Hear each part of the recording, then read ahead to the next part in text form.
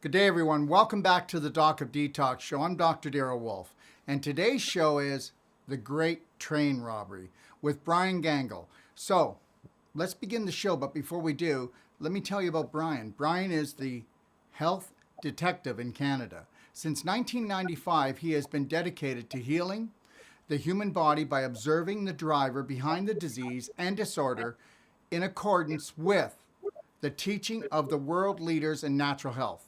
Now, before we begin the show, though, I want to pass it over to Brian because we want to talk about the Legends of Health Conference.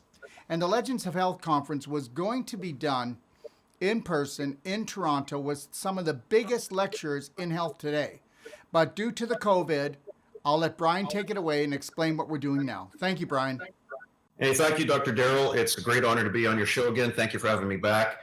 And yes, the Legends of Health Conference from the National Conference of Traditional Healing, originally slated for April 30th to May 3rd, has been now moved, as you know, to an online format. And we're going to stretch it out over 10 days to make it easy for everybody to jump on board.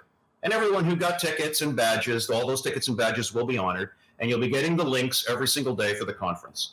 The conference is going to be in 10 days. It's going to be themed. Each night's going to have a theme. The daytime will have workshops. So it's going to be a lot of amazing things. 34 speakers, literally from around the world, will be represented at the Legends of Health Conference. I know you're going to be on the conference. You've got 3 or 4 talks, a couple of big workshops for everybody. So it's going to be a lot of fun. We're really looking forward to it. And we are kicking off the online portion starting on April 30th as originally scheduled. So it's going to be a lot of fun, and I hope that the listening audience joins us. And they can get tickets still for the event. Tickets are available at the Doc of Detox website. Just follow the links on the event page. It'll take you right there. And just to let you know, all tickets are BOGO. So you buy one and you get one free, which means the person that you want to gift the ticket to gets the access code as well. And the access codes will be mailed out to everybody the night before for that day's events. So a lot of fun. Really, really excited about the Legends of Health Conference brought to you by the National Conference of Traditional Healing. Yes, we have a lot of amazing speakers, and actually I will be previewing 3 of those speakers also next week, just prior to the conference. But the reality is some of this is going to be the latest information, and it's going to be taking in a lot of scenarios that are going around in the planet right now to help you to create that perfect day, that perfect health, and to help everybody have more peace of mind. That's really the bottom line here. So let's get right to it. Brian, so what is a train robbery? Well, Dr. D, I mean, there's so much going on in the world today, and we're hearing so many different perspectives. And certainly I honor everybody's perspective and what's happening. And not to minimize, I want to preface this right off the bat by prefacing that this is not to minimize the pain and the suffering that's going on around the world. It's not that at all. I come to you today not as a healthcare practitioner. I come to you today as a citizen of the country of Canada and digging into the research into what I have discovered myself, which anybody in the listening audience can do the exact same research. And some of the things that I came to were a little bit disturbing to me. And what it invoked in my mind was this image. I had this dream a couple of weeks ago in the middle of the night, very, very anxious, like a lot of people are. And the dream was about a train robbery. And it seemed so apropos for what we're experiencing today. So if you remember back in the 1800s, and if you've ever watched a train robbery, what they used to do is they had to get horses that were fast enough that they could ride up to the side of a speeding train.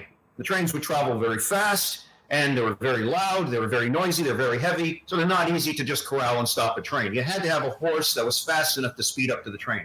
So you'd have 2, 3, 4 bandits that would ride up beside the train, and what they would do is when they rode up fast enough, they would wave their guns in the air, and they'd say to the conductor of the train, "Stop the train." And of course, if they were riding fast enough, the conductor of the train had no choice, but he had to slow on the brakes, and he eventually had to stop the train.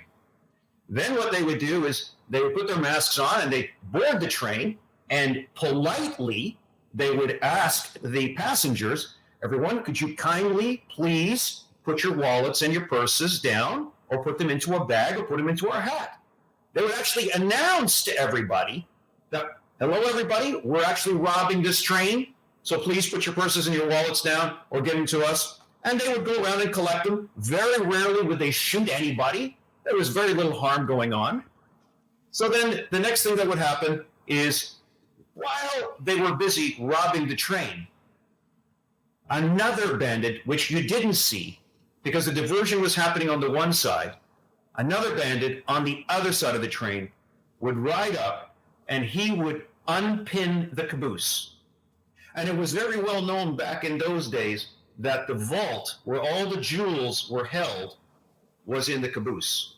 And so what that bandit was actually doing is, because of the diversion happening over here, he would unpin the caboose. The train would ride off into the sunset with leaving the caboose and the treasures behind. And I feel that what's happening today in the world is really a good old-fashioned train robbery. What do you mean by that? So what are we being robbed of, and who is the bandit? We don't know who the bandits are yet. We can suspect who they are, but I don't want to suspect who they are. I just want to base things on the research on what I've discovered. What is being robbed from us? Well, it's about every person has their own loss. Some of them are loss of loved ones. Some of them loss of their job. Some of them are financial loss. Some of the people are experiencing emotional loss. So loss is a relative term. For me, I look at it as, how did we get here? Okay. And what is the real risks? And at the end of the day, what is full disclosure? What upsets me is the Emergency Act. And the Emergency Act really scares me because the Emergency Act seems like martial law. It almost seems like the authorities have unlimited abilities here to do anything that they want. In fact, when I started researching the Emergency Act, and I was doing research from the Government of Canada websites, I wasn't doing any conspiracy theories here. I wasn't getting anything off Facebook. And it said here, this is from the Government of Canada, from the Justice Law website on the Emergency Act, an act to authorize the taking of special temporary measures to ensure safety and security during national emergencies and to amend other acts in consequence therefore. So here's what it said. The governor in council, in taking such special temporary measures, would be subject to the Canadian Charter of Rights and Freedoms and the Canadian Bill of Rights, and must have regard to the International Covenant on Civil and Political Rights. Well, the last I checked, you couldn't apply for a permit to have a protest, or else you could be arrested because you're disobeying some civil law. To me, that seems like a loss of my civil liberties. So if that's a loss of my civil liberties, that's something that's near and dear to me. Now, don't think for even a minute, your listening audience, don't think that I'm a conspiracy theorist, and don't think I don't have sympathy for what's going on. Don't think I do not have respect for the first responders and those on the front line. I am a taxpayer. I pay my taxes. I pay my taxes on time, and I pay all of my taxes. Those tax dollars are what pays for those front-line defenders to be on the front lines. That's my tax dollars that contributes to pay for those doctors and those nurses to do the amazing things that they are doing. So don't think that I am not doing my part. I am doing what I can do when it comes to spacing myself out, social distancing, obeying the law. But the Emergency Act seems to counteract and circumvent my civil liberties, my civil rights. And that is a loss of something that's near and dear to me, which I don't think is correct. And I did some further digging into this. And it says here that on Tuesday, March 17th, the government of Canada was looking to recall Parliament for a brief period in order to pass the Emergencies Act, including possible Federal Emergencies Act in response to COVID-19. The Trudeau said that the Liberals are looking for ways to enact certain security and governance measurements without having to bring Canada under a state of emergency. But then, the Premier of our province, on March 17th, declared an emergency act. And I'm concerned that was the emergency actually there? Were the circumstances and the criteria for emergency, were they actually there when they decided to declare this emergency act? And this emergency act really gives them sweeping powers. In fact, this is something I printed off from the Ontario website, which said, this is the Emergency Management and Civil Protection Act from 1990. And the powers of the Premier and power delegated to the Premier. If an order is made under Section 7.01, the Premier may exercise any power or perform any duty conferred upon a minister of the Crown or employee of the Crown under the act with the legislation. Any act. To me, those kind of sweeping powers before the federal emergency was enacted seems to me, as just an educated citizen, something that maybe we shouldn't have done so quickly. Because it certainly put a lot of fear into a lot of people's lives. And I think it caused a lot of undue anxiety. I wasn't actually sure if it was needed or not. It's because, you see, if you start researching what's happening with all these different disorders and diseases, and you start to research it, you came to some startling realizations. Again, not to minimize this type of viral infection. All viral infections are important, all of them. But also, Dr. D, all diseases and disorders are important. And we have been working diligently on the natural, traditional, alternative, medical, allopathic, conventional side, all of us. We are all on the same side of the table, apparently. So what I would like is disclosure, clarity, transparency. That's all I'm asking for, nothing more. So, in the act of transparency and full disclosure, from Statistics Canada, not from some imaginary website, not some conspiracy, from Statistics Canada, let's take a look at some diseases and disorders and take a look at the death rate. This one is for certain infectious and parasitic diseases. And if we take a look, year by year, province by province, you, as an educated consumer, can see the exact same data. So, let's take a look. Certain infectious and parasitic diseases in 2018, 4,578. From bacterial diseases, 2,527. Even from something as simple as viral hepatitis, 356. In the act of full disclosure, let's take a look at mental behavioral disorder deaths. Again, from Stats Canada, not from some imaginary website, not a conspiracy. Mental and behavioral disorders, deaths for both sexes. It's 2014, around 18,000. 2015, 19,000. 2016, over 20,000. 2017, almost 23,000. And in 2018, almost 25,000 deaths. The reason I'm telling you this, Dr. D, is because all life is precious, and we should be protecting all life.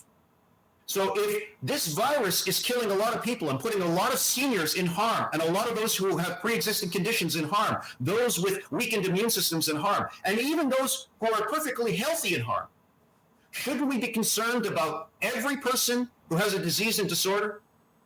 We didn't shut the country down when almost 25,000 people died of that particular disease and disorder. What about endocrine and nutritional metabolic disorders? Well, in 2018, almost 10,000. From diabetes, almost 6,700 and change died. Diseases caused by digestive disorders, 12,000 in 2018. And in 2019, I'm sure it was higher. And just from diseases of the intestine, over 3,000 died. Diseases of the liver, over 4,000 died. Diseases of the gallbladder, over almost 1,200 people died. What about respiratory diseases? We hear so much about respiratory disorders. This is the amount of deaths from respiratory system failure. Total deaths, both sexes, 2018. Statistics Canada, 27,000 in 2018. I'm not making this shit up. I'm telling you as it is. If 27,000 people perished tomorrow from anything, it would make front page news. How come this isn't front page news? Those people that died of respiratory problems, I'll bet you the majority of them, if you look deeper, and those stats aren't available, may have been from smoking. So why are we banning smoking if it's causing so much harm? What about deaths? Okay, and this is the leading cause of death, and they give you the top 5 leading causes of death for each year, and they rank them. Number 1, malignant neoplasms. We could call that cancers. 2018, almost 80,000. This is from StatsCan. Almost 80,000 died. Shouldn't we be publishing these statistics? Wouldn't it scare the population if they understood every day who's dying of what? Number 2 cause of death, heart disease, 53,000 in the same year. What about cerebral vascular disease? Maybe things like stroke, for instance. 13,400. Lower respiratory, almost 13,000. And accidental, unintentional injuries, almost 13,000. COVID-19, so far, as of April 21, 1,728 deaths. I'm not minimizing this disorder. I'm not minimizing this viral infection. I'm not minimizing the loss of life in any way. All I want as a citizen of Canada is clarity, transparency. I want everyone to understand that, of course, there are risks out there, inherent risks. We expose them to every day, but we don't put up walls in front of banks. We don't put up walls at the grocery store. We don't separate the entire population. When SARS happened, that was a serious infectious disease as well. But isn't it interesting that 2 months later, instead of social isolation, we had a concert. We had a concert with 450,000 people in Toronto, headlined by the Rolling Stones. Think about that. Only a few months after they declared SARS gone from Canada, the risk is still there. The risk of the infection is still there. It could have been going on. How many people did we test for SARS? Was it measured in the thousands? It wasn't measured in the millions. We didn't do millions and millions of tests. But 2 months later, after we declared safe, we had a concert with 450 to 500,000 people. Those are the kind of things that I wish we could take and get a better perspective on what's going on. So one of the other issues, Dr. D, is that if you're a concerned citizen, you start to do some research and you start to have a better understanding of what's going on.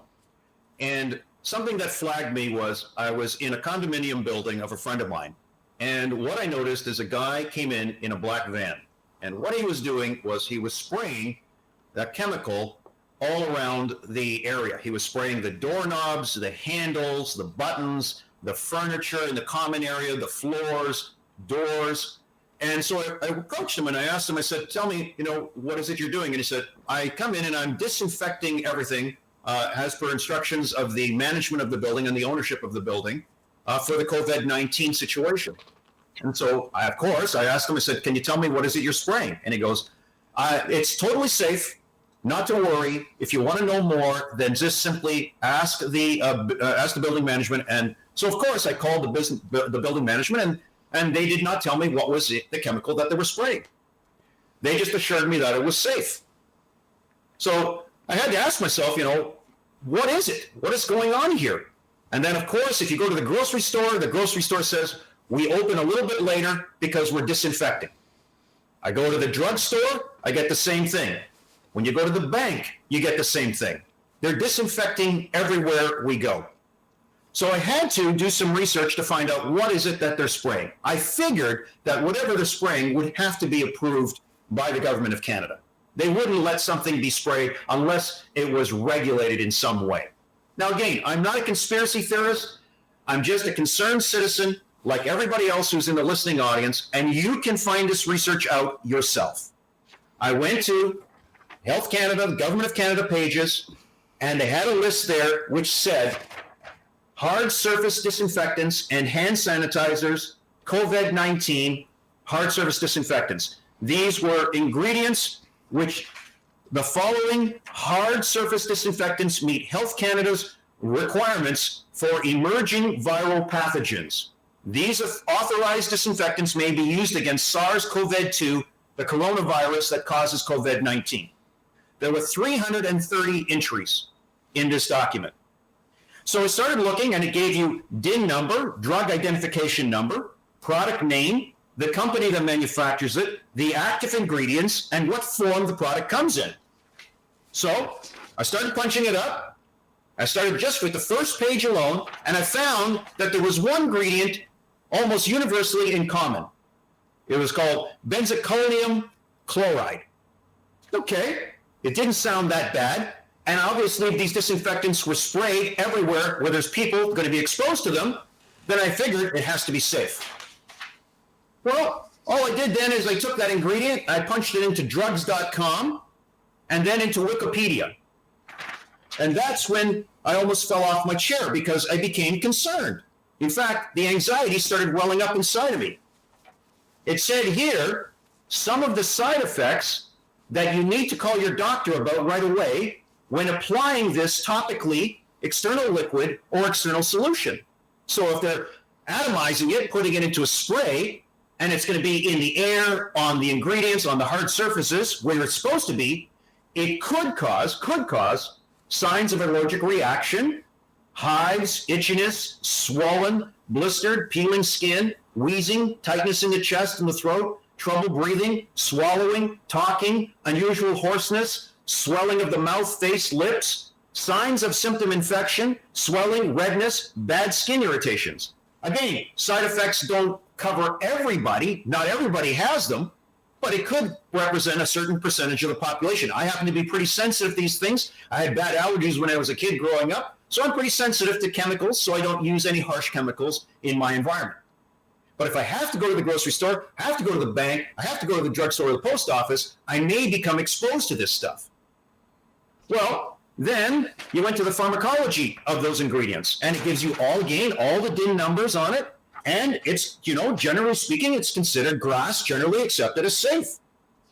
The bioactive agents could be used as eye, ear, nasal drops, and preservatives. I didn't know that. This ingredient could be in personal care products like hand sanitizers, wipes, shampoos, soaps, and deodorants.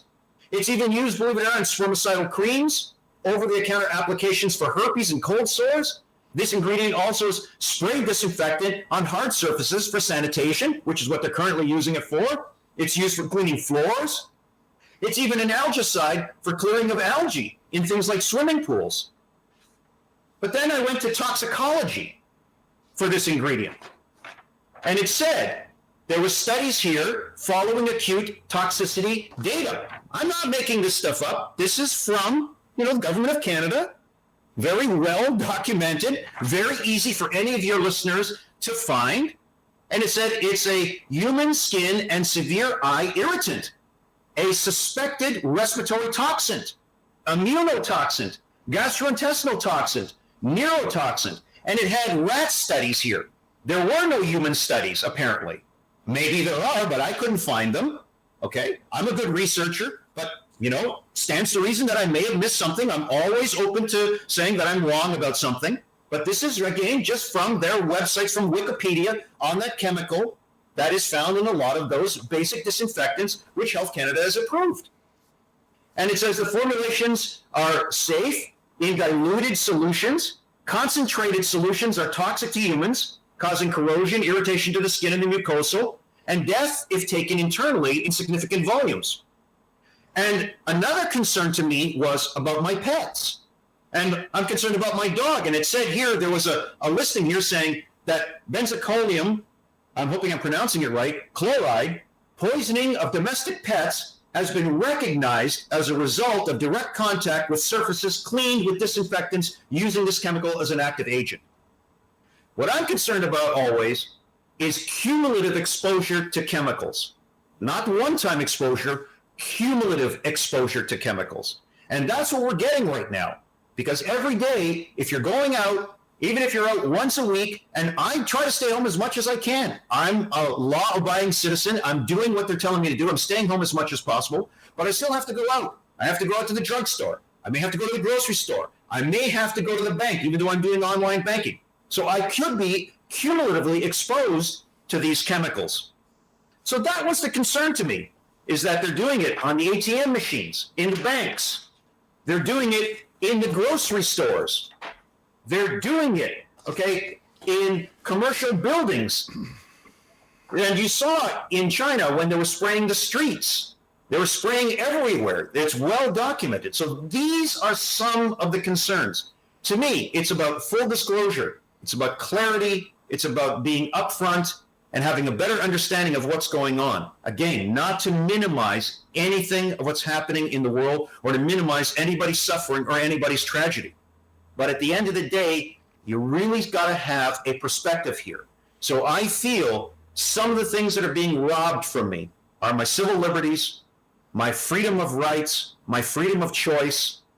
I respect everybody else's freedom of rights, freedom of choice. You can believe in whatever it is that you want to believe. But according to the Canadian Charter of Rights and Freedoms, I do have the right for peaceful demonstration.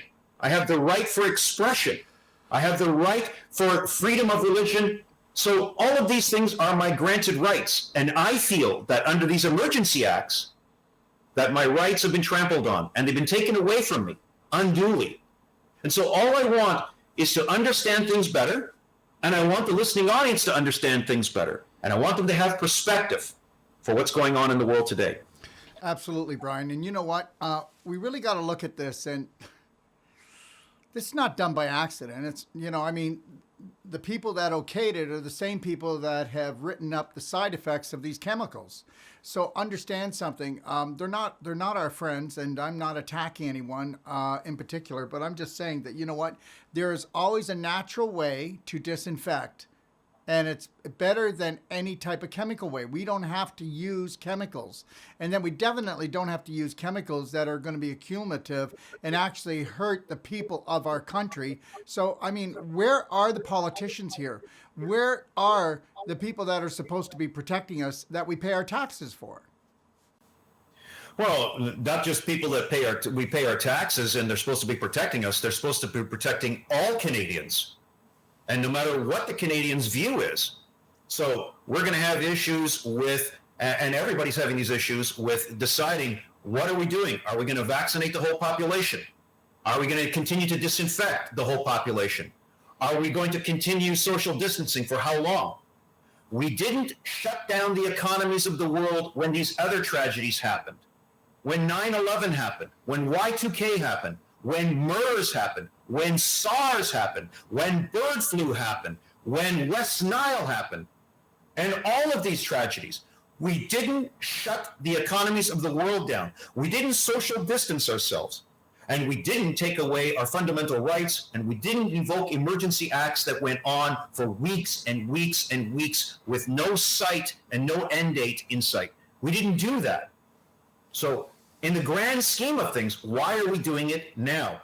I'll tell you one thing that is reassuring, Dr. D, out of all of this, is that when Y2K happened, it was a wide swath of the population that was very concerned. This was a technological disaster that was looming upon us. When 9/11 happened, this was, an act of intrusion into our freedoms here in the North American space. And things changed dramatically with the preemption, with the Patriot Act, with special precautions that were taken. Our way of life changed, and it never went back to the way it was. But you didn't see any pushback. You didn't see any major protests right away. The population pretty much accepted what was happening. We didn't see any major pushback when we had SARS. People pretty much responded the way that they were supposed to. But this time around, the one thing I can say is I have never seen so much pushback ever in my life for any natural or unnatural disaster which has descended upon the human population. This time, people are pushing back. And to me, this freedom of expression is a double-edged sword. On one hand, it's very refreshing to know that we haven't lost our ability to fight for our Charter of Rights, our freedoms, and our civil liberties. But I have also never seen the population so polarized, divided, and decadent ever in my lifetime. I have never experienced anything like it. Friendships completely broken apart, lifelong friendships busted up, families divided because of a difference of opinion on what's going on in the world today. I have never seen that before. I've never seen people unfriend each other on social media because of a difference of opinion. I think it's called divide and conquer. That's what I like to call it right now, because even if it's intentional or not intentional, that's what's happening. We're being divided up, and we're being conquered, emotionally, and then that'll happen. That emotional stress will turn into a physical disorder. I mean, there'll be friendships that will be broken up and families that will be broken up over this, because everybody's got their point of view. Because when you are so full of fear, you dig your heels in and you don't think straight. You don't think logical. It's a reaction, not a proper action. People aren't thinking right. Yeah, the other concern was who are the players? It was a question you asked me. Who are the players in this? Well, I got to tell you two things that certainly come to my mind, which I began researching. Of course, the more I researched, the sicker I got. It's the main player that's supposed to be governing us is the World Health Organization. And already the U.S. government is throwing a lot of water on what they've been saying all along. I don't have to say it as a conspiracy theory. It's not. The U.S. government has a lot of suspicions about what's going on. Did they act inappropriately? Did they act in time? Were they too much hiding what was going on in China? What was to hide? How was the World Health Organization involved? So I started doing a little bit of digging, just a little bit of digging, which your listeners can also dig as well. And it's quite astonishing when you pull up the CV of the chairman of the World Health Organization, and you take a look at the organizations that he was part of.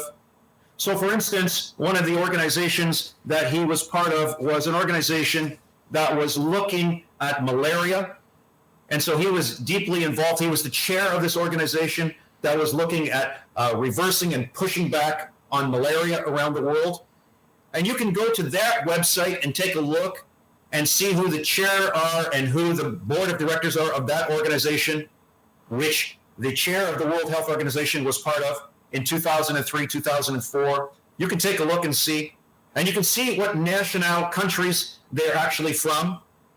And then you find some disturbing things when you go to their own documents, and it says that they have their own code of conduct, and they were looking into things that were suspicious in nature. They have a very well documented, it's a fascinating read on corruption in the healthcare system. So they've written some very good documents. Again, this is right from the World Health Organization's website on anti-corruption.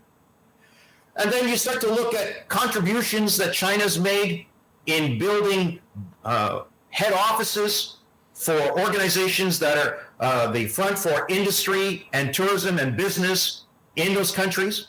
And you start to connect the dots, and you get a very unsettling feeling that perhaps there was some corruption after all. Maybe there was some preferential treatment given. We don't know. But when you start to dig, and you start digging into that organization, you start to get an unsettled feeling. And perhaps the U.S. government is beginning to discover that maybe not everything is as was advertised. Maybe they acted hastily. Maybe they pushed the pandemic button too early. Some people may say they pushed it too late. Others will say they didn't press China deep enough to get more data early on. And maybe that's why this disease spread so rapidly all around the world, is that if a disease was centered in New York City and millions of residents of New York City were allowed to, for example, leave and depart to all other neighboring countries, then wouldn't New York City be responsible for containing that outbreak?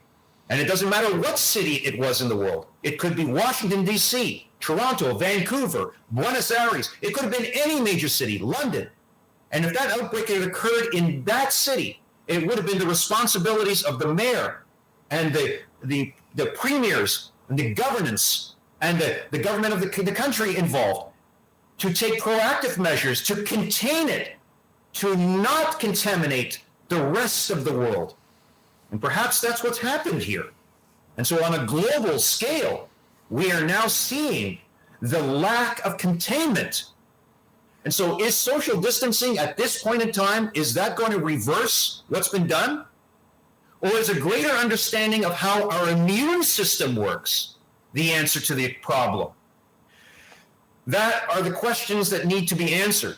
How good is the testing that's being done? How accurate is it? Is it picking up the exact virus? Or is there collateral viruses like regular respiratory influenza, which is also contaminating the tests? How effective is the test? How much of the test do we actually need to do before we consider it contaminated and contained and controlled? Do we have to do 8 billion tests before we consider it eradicated?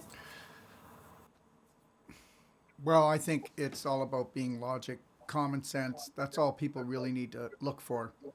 And I think it's really got to start with yourself, and it's got to start in your home.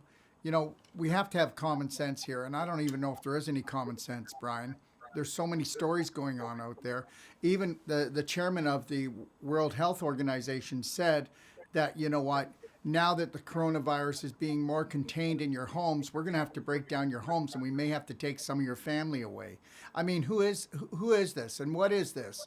I mean, this is the stuff that just scares people, like really scares people right down to their core, and it doesn't even make any common sense. I can't make sense of it, and you know what? That's why I try not to go down the rabbit hole and I stay away from the media news completely. I will only go to what I believe to be authoritative news, which is very few and far between. Well, the organizations, for instance, that are doing great work around the world to reverse malaria, okay, it seems to me that part of the equation of reversing malaria would be malaria pharmaceuticals. Wouldn't you agree? Well, yes. Isn't the drug right now, which everybody in the world is touting as a great hope for this COVID, is it not an anti-malaria drug? Yes. Makes you think. Makes you think for a minute. The drug also has a trade name, does it not? Plaquenil. Have you ever stopped to look at the side effects of Plaquenil?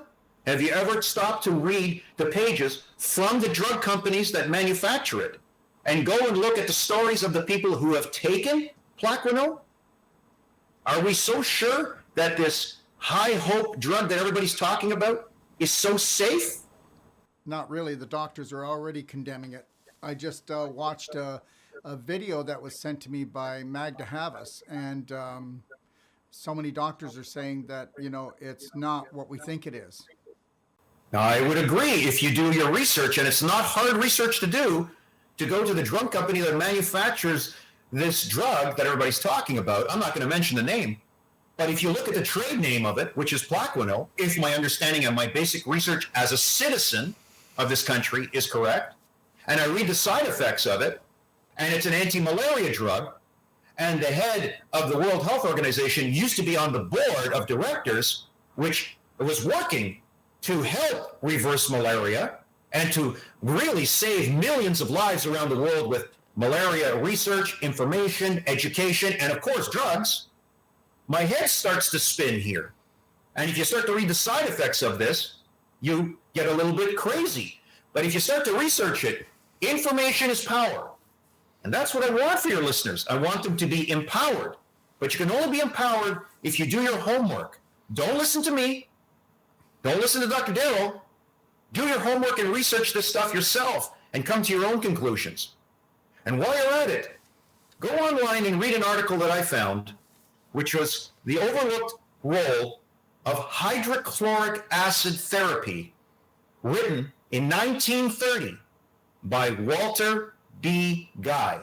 This is a citation that was well documented and well accepted, a published article. It's about 41 pages long, which you can easily find online, called Overlooked Role of Hydrochloric Acid Therapy in Chronic Infection. And in it is well documented how HCl, betaine, hydrochloric acid, available cheaply in every health food store in the country, was used against all infectious diseases, including malaria, with almost 100% resolution of the problem. Unfailing. Although anecdotal evidence, never fully studied by FDA or Center for Disease Control, you can go and look up that article. And so if you have an understanding and you start doing your homework, you start to understand information has been robbed.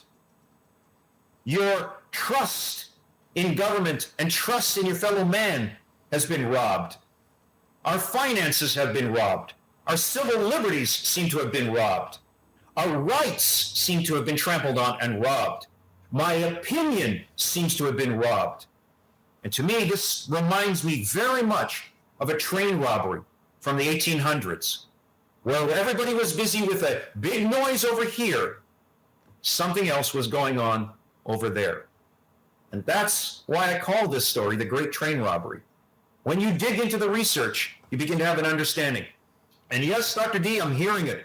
It could be 5G. It could be about vaccinations. It could be about big business. It could be about a new world order. It could be about aliens landing. I've heard everything. And all of it has value. All of it is important. But the most important thing is to do your homework and come to your own conclusions. And that is only going to happen if you do your own research. And I think as brothers and sisters, we need to come together and value everyone's opinion. We are so divided and decadent right now. And that, to me, is the most scary thing of what's happening right now in the world today. Yeah, and I tell everybody that if, take 30 to 35 minutes a day and do your own research each and every day of your life. Stay on top of things. Don't go down any real rabbit hole and drive yourself crazy, but, try to take a look at what's logical and try to duplicate nature and look for honesty, look for integrity in people. Ask yourself why this person stated this. What are they getting out of this? What is it they want to really accomplish? Who are they really working for? And, like you stated, Brian, we need to take a look at the person who's talking, what their history's been. Who did they work for? What else have they done? You need to follow the rabbit hole a little bit and find out who's talking and why are they talking and why are they saying this and what are their objectives. I agree. You have to dig and see who's connected to who and, pun intended, and you have to have a greater understanding of what it is we're dealing with right now. And so myself personally, I have no fear about this because I've taken the time to educate myself. But again, I'm not coming here today to give any lessons to your audience. I'm not coming here to preach to your audience. I'm coming here just as you are, as a concerned citizen, a taxpayer, someone who wants to know greater what's going on, to alleviate some of that anxiety. You alleviate anxiety and fear by educating yourself and having compassion for others and having a greater understanding. But that only happens when you educate yourself. Thank God in this country we have one of the best education systems anywhere in the world. And what I'm suggesting to everybody is please use that education, which we have paid as taxpayers so diligently all these years. Use that education, use that mind of yours to do some homework, to have a greater understanding of what's going on. And when you're in the line waiting, which reminds me of being in the line of the soup kitchen back in the 1930s and seeing those pictures in 1928 to 32, and you see the soup kitchen, you see them lined up. It reminds me of that when I'm lined up outside a grocery store, walking on a piece of tape, staying within a little box, reminds me of that.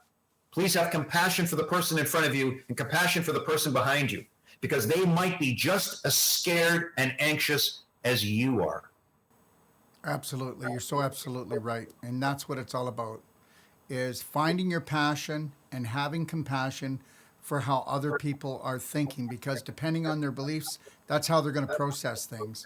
And to have people really scared about their future, and especially you're going to be more scared about your future if you're not taking action and you're always having a reaction.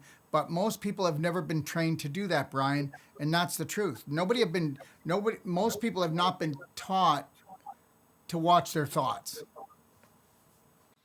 Yeah, you have to be careful. And today, because we're still under an emergency act, we have to be careful about what we say even here on a program like this. We trust and believe we have the freedom of speech. But the truth is that the media is censoring what we're doing.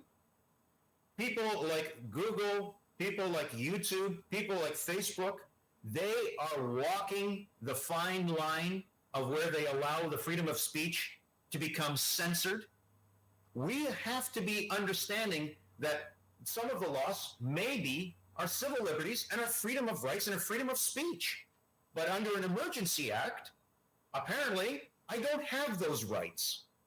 And so I have to ask myself, was it correct? Were the conditions there to warrant an emergency act? Was it there? One of the things that confuses me as a citizen of Canada is when a province can declare an emergency, when the government of Canada, the federal government, doesn't believe the conditions are there to warrant invoking an emergency act. If the federal government didn't believe the conditions were warranted for an emergency act on a federal level, why did the provinces act unilaterally to invoke emergency acts? And I understand that it happened in many provinces. To me, that's a disturbing question. I hope that the general public also feels that that's a disturbing question. Granted, I know that the premiers are trying to do the best they can do with the information they have and within their abilities. But apparently now they have unlimited abilities. Apparently they can do anything they want. And apparently the authorities can do anything they want. And because we've invoked acts, which are things like social distancing, where it went from we can only have groups of 50 people, down to 10 people, down to even smaller groups. I don't even know what it is today. I couldn't even tell you, Dr. Darrell. There's so much information out there. I'd have to go back and check the federal websites, the provincial websites, the municipal websites to understand if I'm doing something wrong, being too close to somebody. So why did we close all the parks? Why did the province of Ontario and Parks Canada close all provincial and federal parks? Why did my local municipality close all the walking trails? Why did they do that? What was the emergency? Why did we have to do that? They can't tell you because there was no need to close the parks. They should have left the parks open so people could find sanity in nature and nobody was going to get sick out in these parks. Okay? It's like, you get the elephant gun to shoot the mouse that's in the corner. I mean, it was overkill. And the reality is that, you know what? They take orders. That's what they do. They take orders. Just do it. Everybody takes orders. You work for the government, you take orders.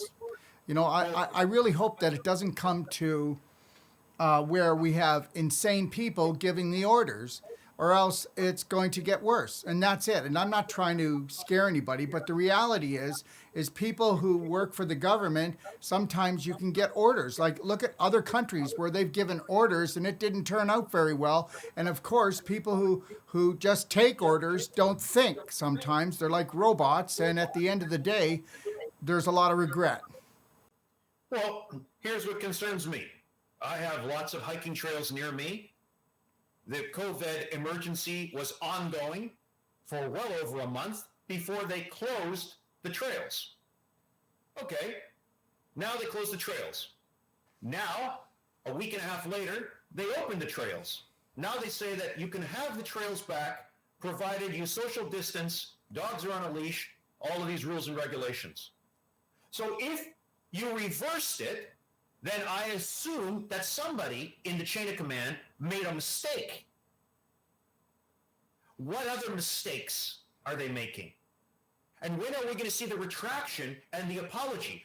We're sorry, folks. We made a mistake. We shouldn't have closed the hiking trails. What other mistakes are you making?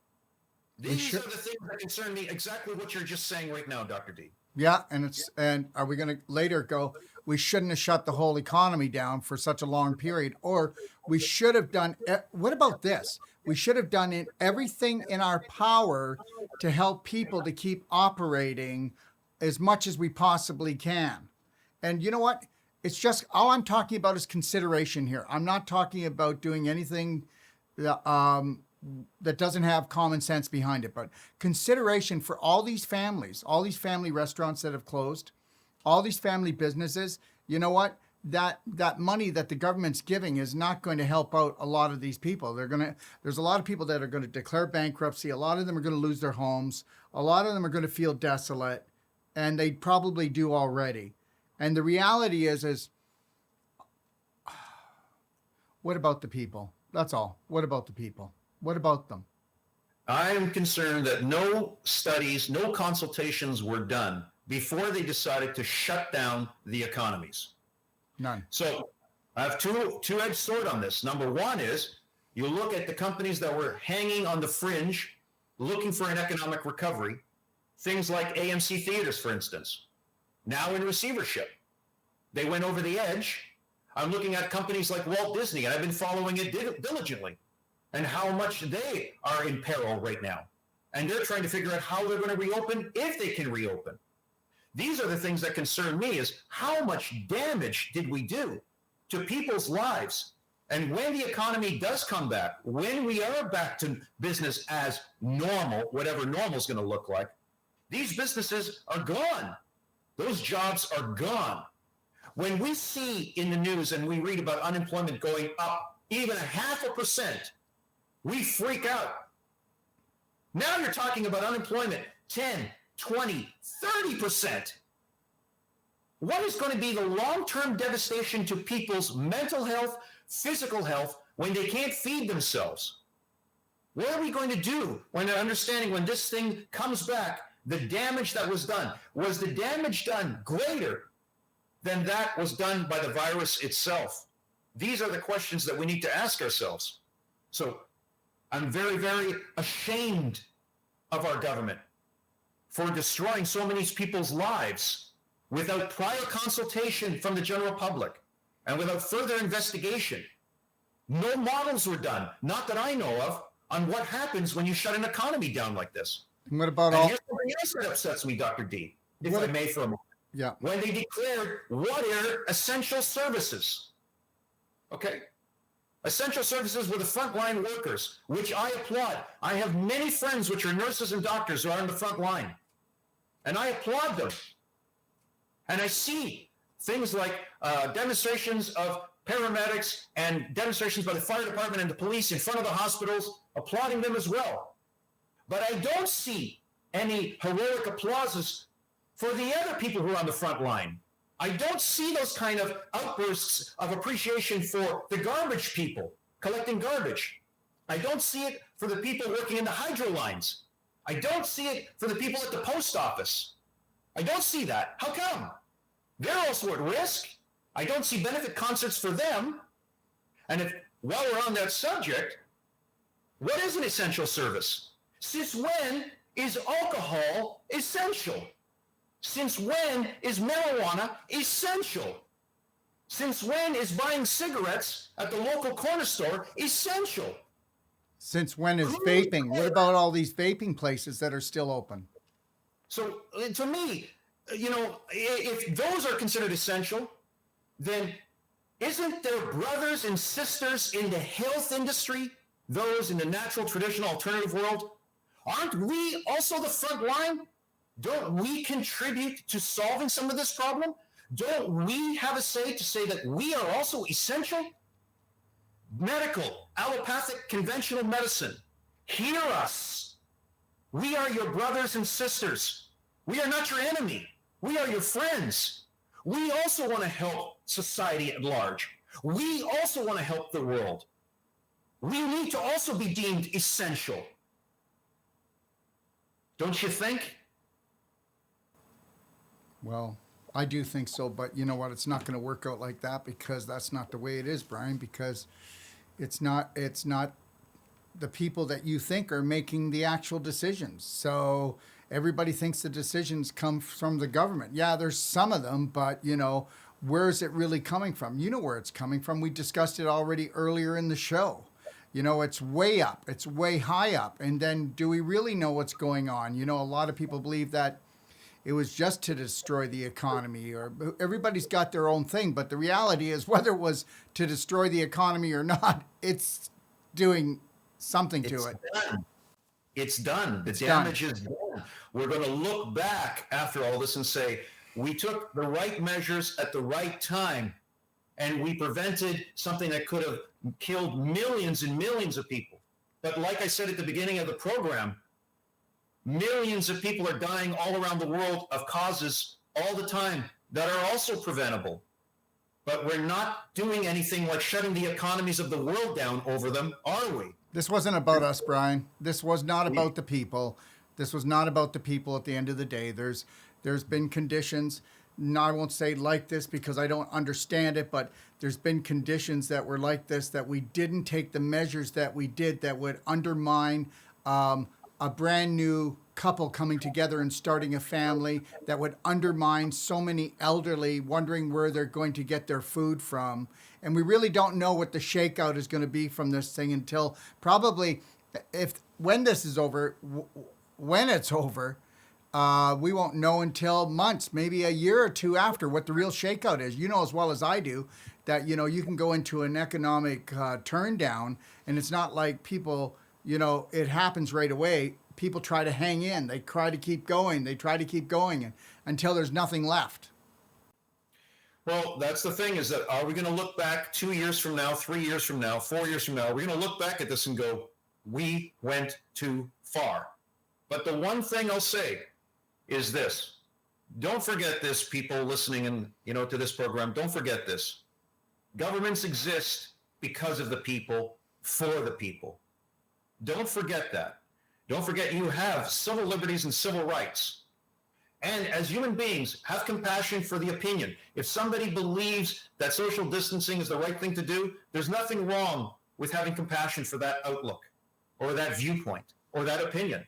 If people believe that 5G is the big problem, have compassion for them. Have an understanding that maybe they believe that that's a contributing factor. If some people believe that an infectious disease is worth cutting the economy down for, fine, so be it. But also respect our opinion. Respect my opinion. I'm not coming to you as some professional or some know-it-all. I'm just coming to you as an everyday citizen who's done a little bit of research and is concerned. And if even one piece of this information that I uncovered, you decide to take action at home and look it up yourself, and you have a difference of opinion, bless you.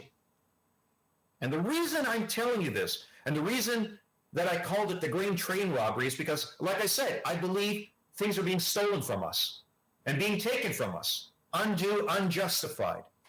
But the reason I'm telling you this is not because I hate you. It's because, like Dr. D and myself, we love you. And because we love you, we want to share this information from our hearts and our minds. And if we have something to share, we would like to be able to have the opportunity to share it with you. We're telling you this because we love you, not because we hate you.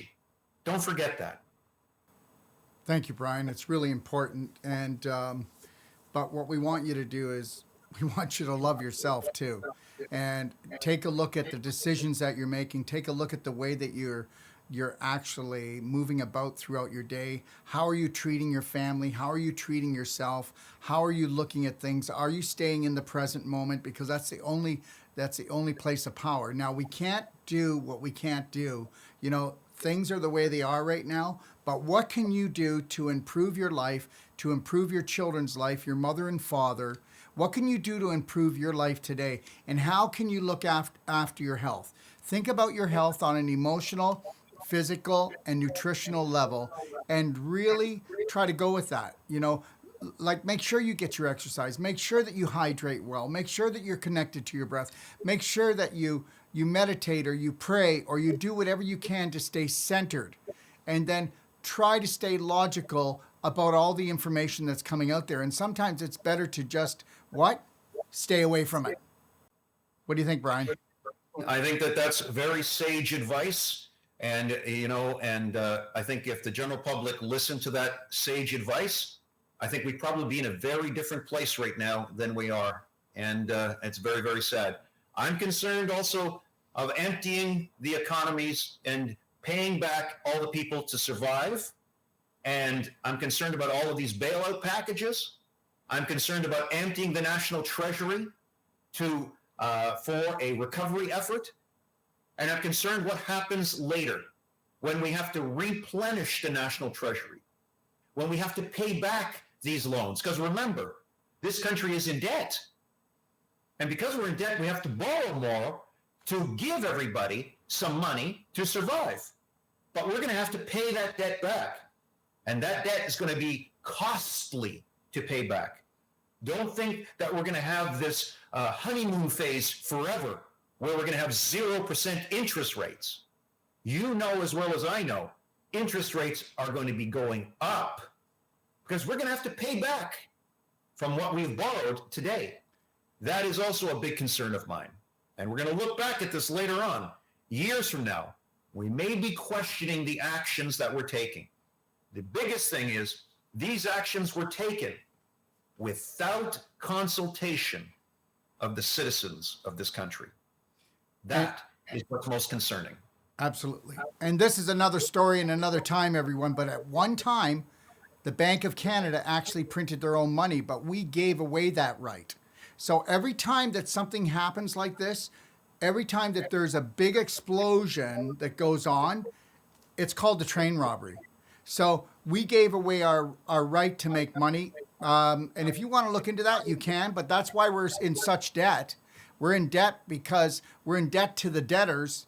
And you got to watch out, because when your back is turned, like Brian said, and you're looking at the front of the train because they're taking somebody's watch, they're at the back of the train pulling the pin to grab the caboose, to grab what? To grab the safe.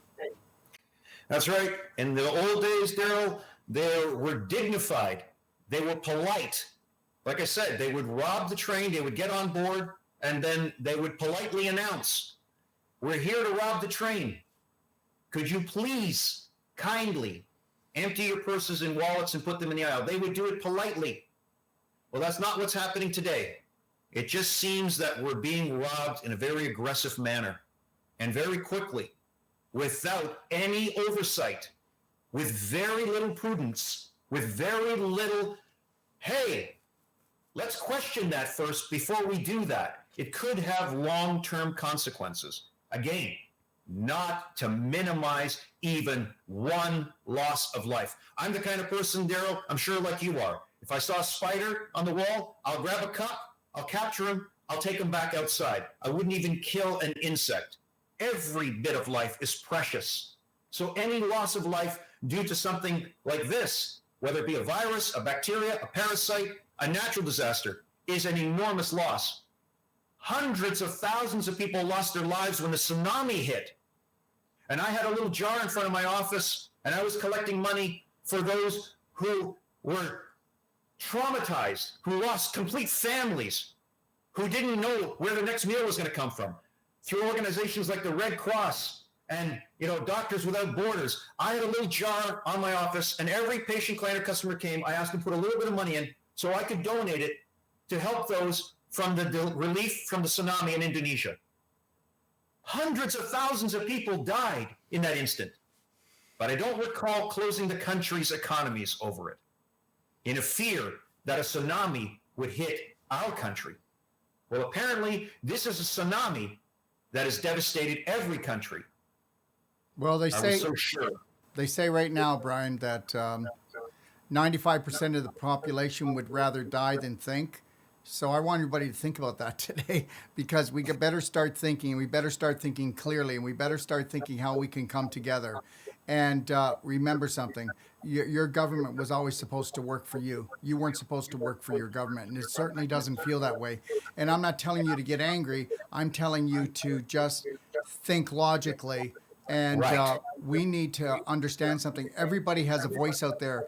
You know what? You have a voice, and you're allowed to have a voice. And the day that you give up your voice is going to make my voice a lot weaker. Agreed. And that's what this is all about. It's about you making sure that you don't lose your voice. And so if you want to say something on social media, if you want to say something on YouTube, if you want to say something to your friends, your neighbors, and your loved ones, do so without fear of prejudice. And when somebody says something to you, you may not like what you hear, but take it with gratitude and grace and be polite. And that's all we can ask for. Think. Thank you so much, Dr. Darrell, for the opportunity to be on your show today. Thank you for joining me, Brian. And don't forget, everyone, that if you go to my events page, okay, you can join us for April the 30th. And why don't you tell them again, Brian, what it's all about? And you can still get tickets for $97, and it's a buy one, get one free. That's correct. It's buy one get one free if you're a member of Doc of Detox.